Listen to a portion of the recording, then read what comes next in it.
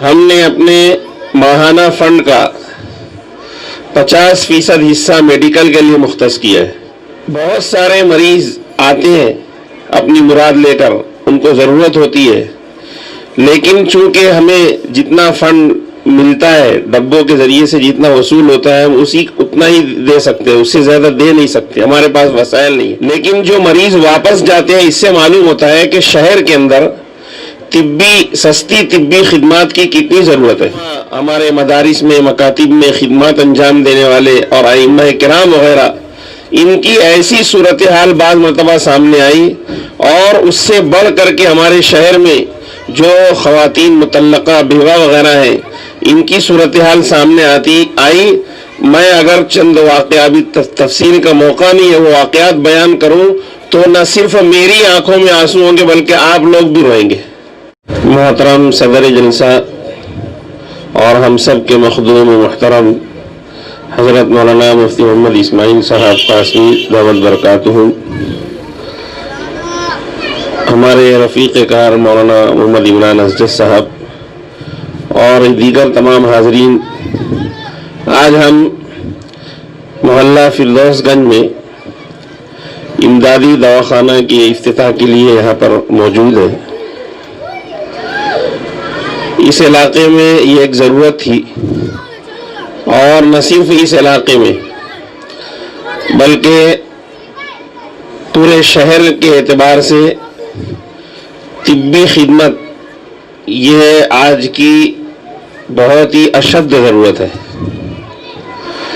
نبی رحمت فاؤنڈیشن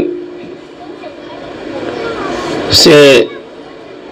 خدمات کا سلسلہ شروع ہوا ہے۔ ہم نے اپنے ماہانہ فنڈ کا 50% حصہ میڈیکل کے لیے مختص کیا ہے، اور تقریباً 80,000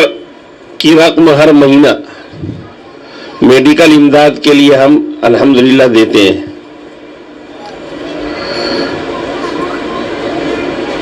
بہت سارے مریض آتے ہیں اپنی مراد لے کر، ان کو ضرورت ہوتی ہے، لیکن چونکہ ہمیں جتنا فنڈ ملتا ہے ڈبوں کے ذریعے سے، جتنا وصول ہوتا ہے ہم اتنا ہی دے سکتے ہیں، اس سے زیادہ دے نہیں سکتے، ہمارے پاس وسائل نہیں ہے۔ لیکن جو مریض واپس جاتے ہیں، اس سے معلوم ہوتا ہے کہ شہر کے اندر سستی طبی خدمات کی کتنی ضرورت ہے۔ آپ لوگوں کو میں یہ بات بتاتا چلوں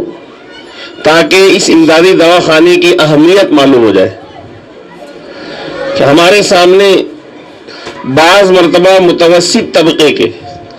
جو ہمارے غریب مزدور قسم کے جو لوگ ہیں بیچارے، روزانہ کماتے ہیں، روزانہ کھاتے ہیں، ماہانہ کچھ بچا نہیں پاتے، ان کی بات تو دور کی ہے، لیکن متوسط قسم کے ایسے خاندان، اور خاص طور پر ہمارے علماء، ہمارے مدارس میں، مکاتب میں خدمات انجام دینے والے اور ائمہ کرام وغیرہ، ان کی ایسی صورتحال بعض مرتبہ سامنے آئی، اور اس سے بڑھ کر کے ہمارے شہر میں جو خواتین مطلقہ بیوہ وغیرہ ہیں، ان کی صورتحال سامنے آئی۔ میں اگر چند واقعات بھی تفصیل کا موقع نہیں ہے وہ واقعات بیان کروں تو نہ صرف میری آنکھوں میں آنسو ہوں گے بلکہ آپ لوگ بھی روئیں گے۔ متوسط طبقے کا یہ حال ہے، طبی خدمات اور میڈیکل اتنا مہنگا ہو چکا ہے کہ میڈیکل اسٹور کے اوپر ایک شخص جاتا ہے اپنی پرچی لے کر، اور معمولی بخار یا کسی اور چیز کے بارے میں اس کو شکایت ہوتی ہے، ڈاکٹر نے جو دوا لکھی ہوتی ہے وہ پہلے اپنا جیب ٹٹولتا ہے، پھر وہاں پر پائیدری پر قدم رکھتا ہے۔ آپ خود اندازہ لگا دیں، ہم میں سے بہت سارے ایسے لوگ ہوں گے کہ پہلے جیب ٹٹولتے ہیں کہ کتنا پیسہ ہے، پہلے ایسا نہیں ہوتا تھا۔ تو یہ خدمت ایک طرف اشد شہر کی ضرورت ہے اور اس علاقے کی ضرورت ہے، دوسرا پہلو اس کا یہ ہے کہ یہ خدمت خلق ہے۔ آج کے زمانے میں ہمارے اس ملک کے اندر مسلمانوں کو اپنی اہمیت اور اپنی قدر اس ہندوستان کی عوام کو بتلانے کے لیے ہمیں وہی نبوی طریقہ کار اختیار کرنا ہوگا جو نبی پاک صلی اللہ تعالی علیہ وسلم نے دعوت کے ساتھ اختیار کیا تھا۔ چونکہ یہاں پر اہل علم بھی ہے، ہمارے عزیز طلبہ بھی ہیں، اس لیے بات سمجھ لیں کہ حضرت نبی پاک صلی اللہ تعالی علیہ وسلم کے اخلاق اور خاص طور پر آپ کی خدمت خلق کا اثر مکہ اور عرب کے دیگر لوگوں کے اوپر اس کا اتنا زیادہ ہوا کہ جس کی برکت سے جب حضرت نبی پاک صلی اللہ تعالی علیہ وسلم نے ان کے سامنے دعوت پیش کی تو ان لوگوں کے دل پہلے سے نرم ہو چکے تھے۔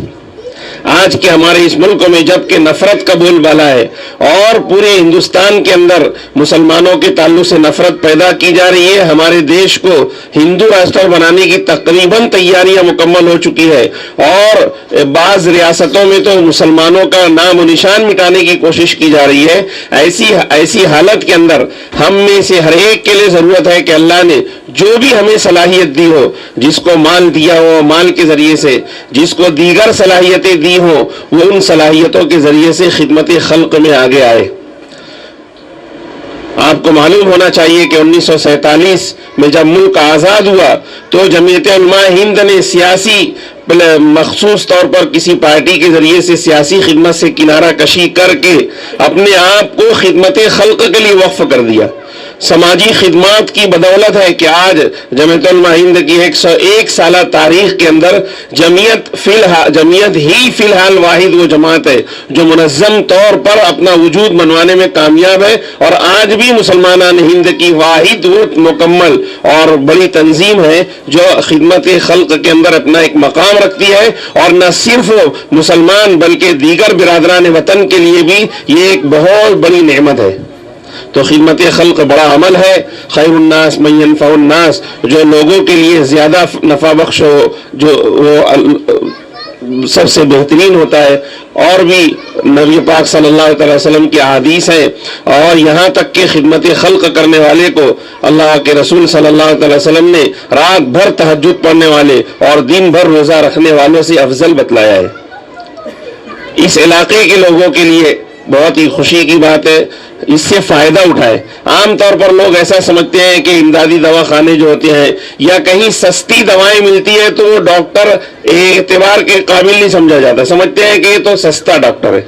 ہاں کوئی مہنگی دوا دیتا ہے، مہنگا ڈاکٹر ہو، زیادہ فیس لیتا ہو اور مہنگی دوائیں لکھتا ہو تو سمجھتے ہیں کہ بہت بڑا ڈاکٹر ہے،